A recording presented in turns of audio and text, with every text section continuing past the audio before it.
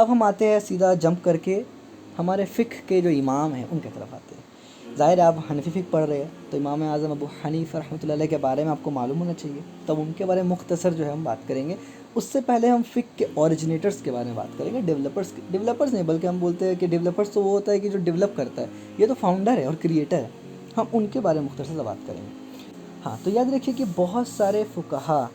سلف میں گزرے ہیں، بڑے بڑے فقہا گزرے، اس میں کوئی دو رائے نہیں ہے، لیکن اللہ رب العزت نے دین کا کام 4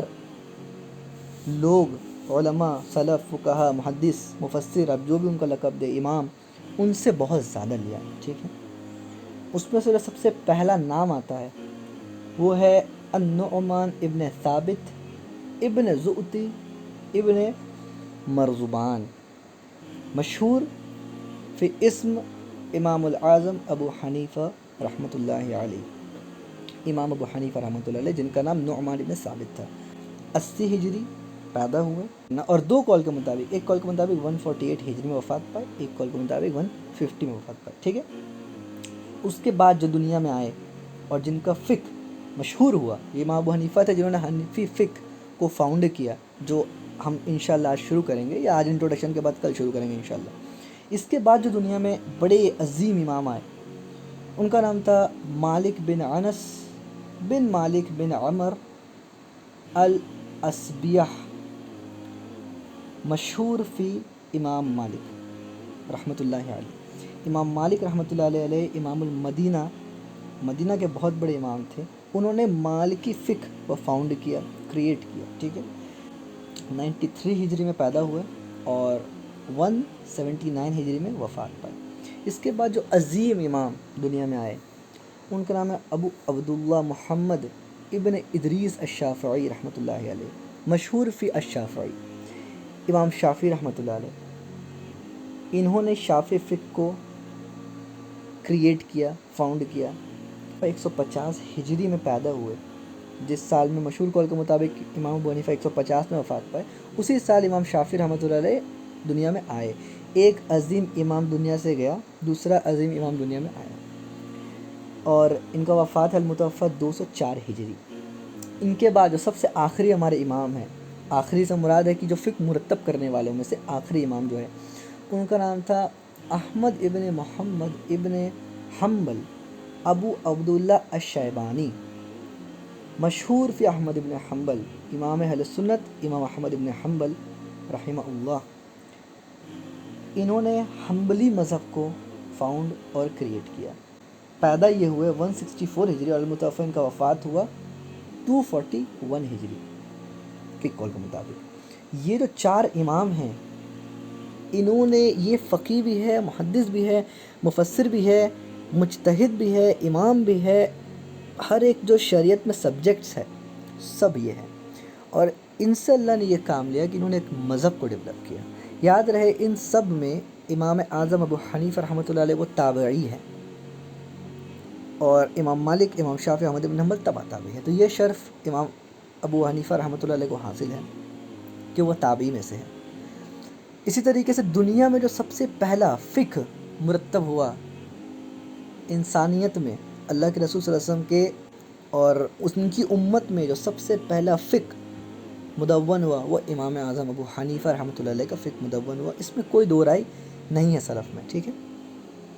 اس کا یہ مطلب نہیں ہے کہ دیگر امام نے کچھ کیا ہی نہیں، ہر امام کا اپنے حساب سے بہت زیادہ کام ہے، وہ اس کے اوپر الگ سے ہم نے کورس کیا تھا کہ ائمہ اربعہ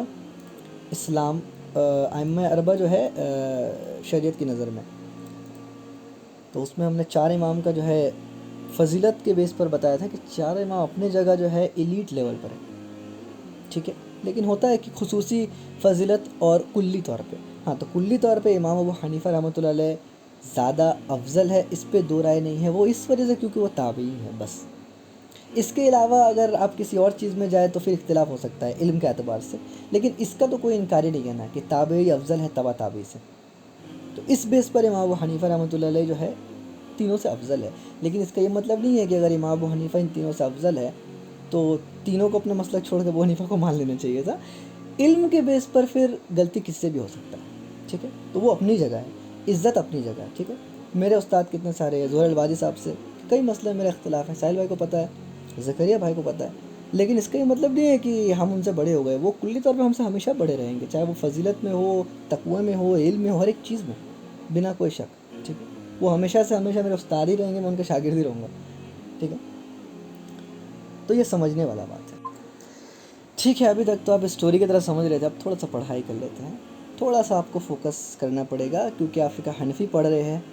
تو آپ کو تھوڑا سا اس کے اپنے مذہب کے بارے میں علم ہونا ضروری ہے، تاکہ ایسا نہ ہو کہ کل کوئی آ کے بولے کہ امام ابو حنیفہ کا کنیت ابو حنیفہ ان کی بیٹی کی وجہ سے پڑا تھا، ٹھیک ہے، اور پھر آپ آ جائے کہ بھائی یہ کیا بات ہو گیا، تو ایسا حرکت نہ ہو، ٹھیک ہے۔ اگر آپ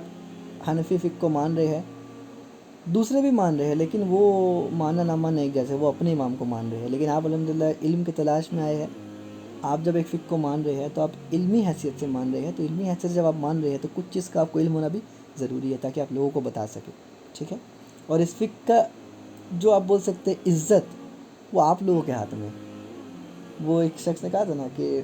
فقہ کا ویلیو مقلدین سے معلوم چلتا ہے، تو دیکھو ہمارے اہل حدیث میں جو مقلدین ہیں وہ ہمیشہ جب بات کرتے ہیں حدیث پہ بات کرتے ہیں، تو ہمارے مقلدین بھی الحمدللہ حدیث پہ چلتے ہیں، تو سوچو ہمارے مجتہدین جو ہے وہ کہاں ہوں گے۔ سامنے دوسرا بندہ بولا کہ اب مناظرہ ختم، آپ تو مان لیے آپ کے بھی مقلدین ہیں، تو یہ وہی قصہ ہے، ٹھیک ہے۔ خیر، جوک سپاٹ،